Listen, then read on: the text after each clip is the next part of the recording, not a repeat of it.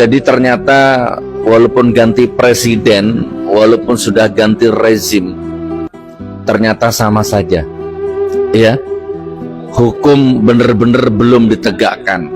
Hukum benar-benar masih menjadi alat kekuasaan. Sudah ganti presiden, sudah ganti rezim. Mengerikan benar-benar nasib bangsaku ini.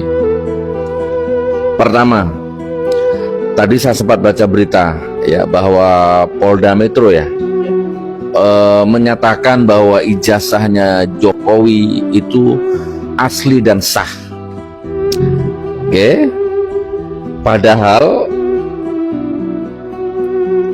ijazah itu bisa asli dan bisa sah itu pengadilan yang memutuskan, bukan polisi. Jadi pengadilan memutuskan bahwa ijazahnya Jokowi terbukti sah dan asli, tok tok tok, nah, itu berkekuatan hukum. Itu poin pertama.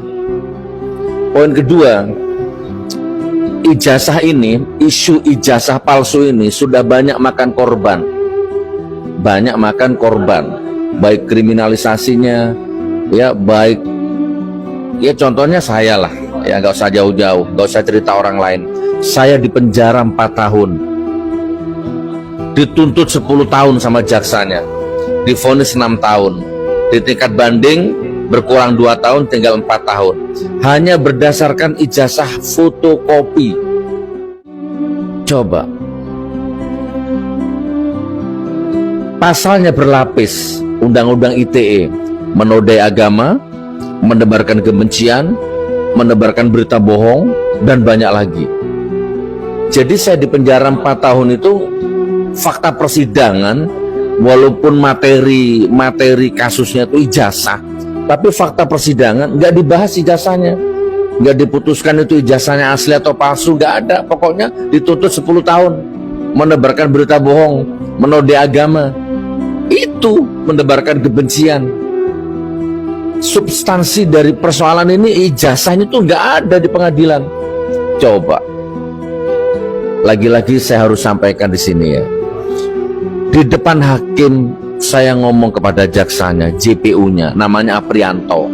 Pak Jaksa, Pak Aprianto, ini pidana, beban pembuktiannya ada di Anda. Tunjukkan yang asli. Kalau Anda menuduh kami berita bohong, berarti tunjukkan berita aslinya, tunjukkan ijazah aslinya. Nanti kalau ada, saya cium kakimu, saya cium kakimu. Ini saya ngomong di depan hakim di ruang sidang. Sidang 6 bulan nggak ada ijazah aslinya.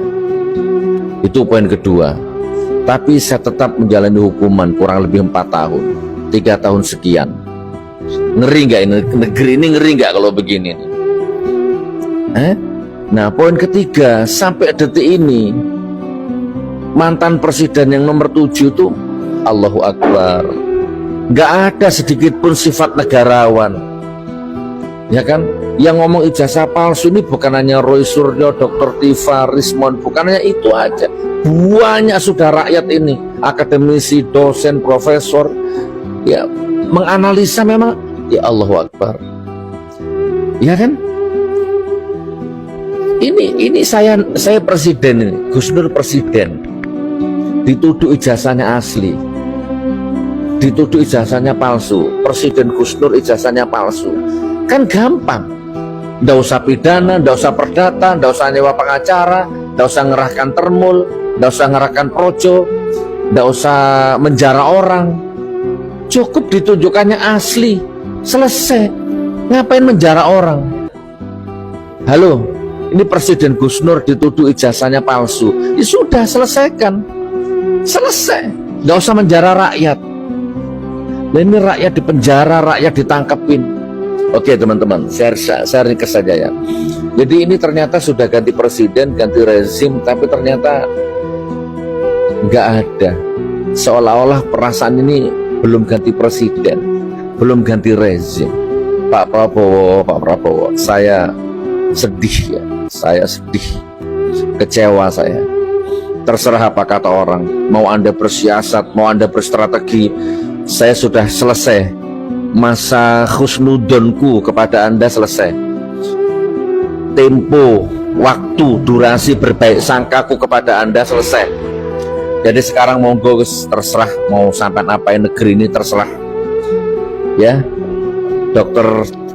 Tifa, Mas Roy Suryo, Dr. Rismon ditetapkan menjadi tersangka. Kita lihat nanti. Jadi untuk Dr. Tifa, Mbak Roy Suryo dan Mas Rismon, ini saya pesan kepada Anda ya. Ya, saya pesan kepada Anda. Ada Fir'aun, ada Namrud, ada Abu Jahal, ada Abu Lahab. Mereka ini adalah orang-orang yang dinas sama Allah, dihina-dinakan sama Allah. Nah, orang-orang ini walaupun seluruh polisi di seluruh bumi, jaksa di seluruh bumi, hakim di seluruh bumi berkomplot untuk merekayasa, membuat cerita bahwa Fir'aun itu orang baik, Namrud itu mulia, Abu Jahal, Abu Lahab itu orang baik, nggak akan bisa. Sekali hina tetap hina, dunia dan akhirat. Nah, sebaliknya ada Nabi Yusuf di penjara, Mbah Hashim Asy'ari di penjara, Buya Hamka di penjara, Imam Syafi'i yang kita kalau sholat subuh pakai kunut itu di penjara, Imam Abu Hanifah di penjara, Imam Ahmad di penjara, bahkan Said Qutb digantung, ya kan? Nah, banyak sekali tokoh-tokoh yang namanya harum, dari langit, dari bumi sampai langit itu namanya harum, namanya baik walaupun masuk penjara.